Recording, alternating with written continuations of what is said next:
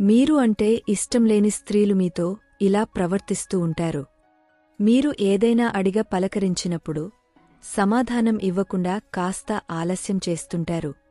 మీరు మాట్లాడే మాటలకు వారు సమాధానం ఇవ్వకుండా ఉండడం. మీరు వారితో ఎంత మంచిగా మాట్లాడినా నవ్వించడానికి ప్రయత్నించినా, ఎంత ఇష్టం ఎంత కేర్ చూపెట్టినా మిమ్మల్ని మీ మాటలను పట్టించుకోరు. మిమ్మల్ని చూడగానే ఏదో ఒక పని చేసుకుంటున్నట్టు ఉండడం చేస్తూ ఉంటారు. మీరంటే ఇష్టం లేని స్త్రీలు.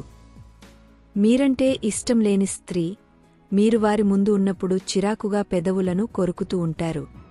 మీతో నేరుగా మాట్లాడడానికి అస్సలు ఇష్టపడరు. మీ నుండి వెళ్లటానికి ఎక్కువ ప్రయత్నిస్తూ అంటారు. కొంతమంది స్త్రీలు మీరంటే అస్సలు ఇష్టం లేనప్పటికీ మీతో నవ్వుతూ మాట్లాడుతూ ఇష్టమున్నట్టు ఉంటారు.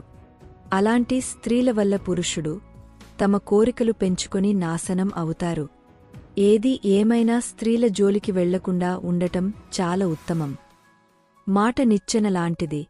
ఎత్తుకు తీసుకుపోగలదు, కిందను పడేయగలదు. ఈక ఊడిందని ఎగరే పక్షి తన పయనం ఆపుతుందా? నీతి లేనివాళ్లు నిందలు వేశారని నువ్వు ఆగపోతావా?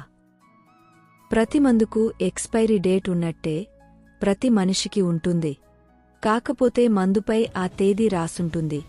మనిషి జీవితంలో అది ఎప్పుడొస్తుందో తెలీదు కాబట్టే ప్రతిరోజూ విలువైంది అవుతుంది. మనిషికి ఉండే 2 కళ్ళు ఒకే దృశ్యాన్ని చూస్తాయి, 2 చెవులు ఒకే శబ్దాన్ని వింటాయి.